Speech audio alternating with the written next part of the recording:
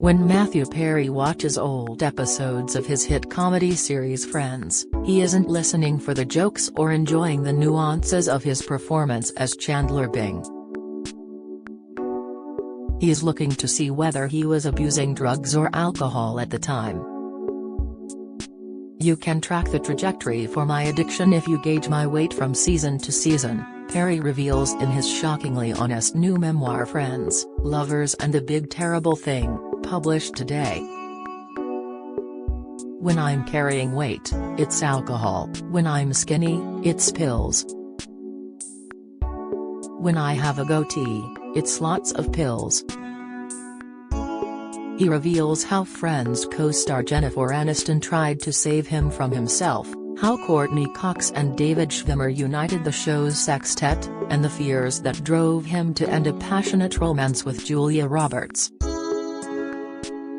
But it is the specter of Perry's addictions, the big terrible thing, that overshadows his memoir, which he opens by admitting, "I should be dead."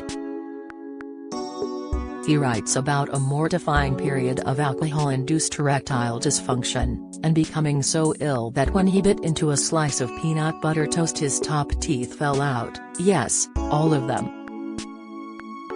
He eventually had all his teeth replaced. "I would give up all the money, all the fame, all the stuff, to not have this disease, this addiction," he admits. Perry, 53, reveals that by the third season of Friends, in which he played sarcastic but insecure Chandler, he needed 55 Vicodin painkillers to get through each day, or he would feel so sick. As opioids suppressed his appetite or booze bloated him, his weight would fluctuate through the series from 9 to 16 stone.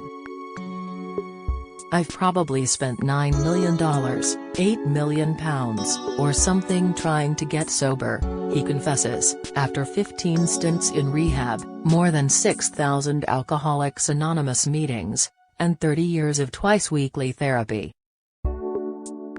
The abuse took its toll, his colon exploded in 2018. On life support, he spent 2 weeks in a coma and was hospitalized for 5 months. "I escaped death really narrowly," he admits today. He has undergone 14 operations, including 9 months wearing a colostomy bag, and reckons that by the age of 49 he had spent half his life in treatment centers or sober living facilities. Yet despite surgeons' warnings that he risked wearing a colostomy bag for life, he still lapsed back into drug and alcohol abuse, most recently quitting only 18 months ago, shortly before last year's Friends reunion television special. His last drug overdose came as Perry was poised to shoot opposite Meryl Streep and Leonardo DiCaprio in the 2021 dark sci-fi comedy film Don't Look Up, the biggest movie I'd gotten ever, and almost died again. Flying to a Swiss clinic to have a medical device inserted to alleviate his constant abdominal pain, before surgery he took a powerful opiate without telling his doctors. When given the anesthetic propofol, the drug that killed Michael Jackson, the combination proved almost fatal.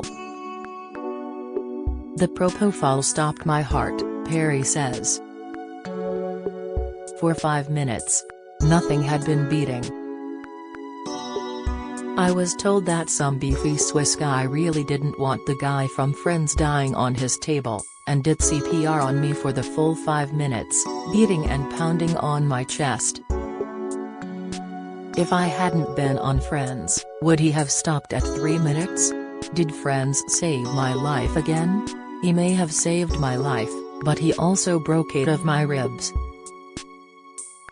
Battered and bruised, Perry was forced to abandon the movie.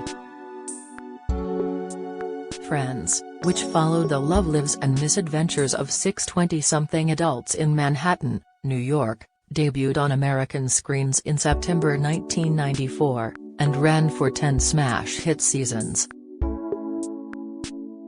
Broadcast worldwide to more than 100 countries, it made household names of Perry and co-stars Aniston, Cox, Schwimmer, Lisa Kudrow and Matt LeBlanc.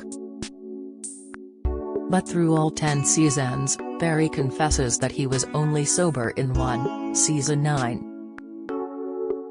Sobriety remains a daily struggle for Perry, who even now lives with a sober companion to watch over him and keep him on the straight and narrow. The alternative could be fatal, he knows.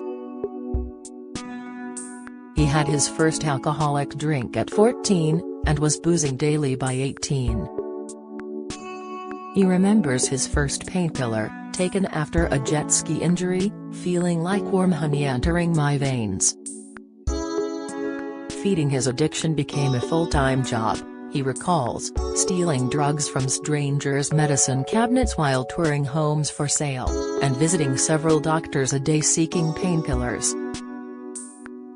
I would fake back injuries, he told the New York Times.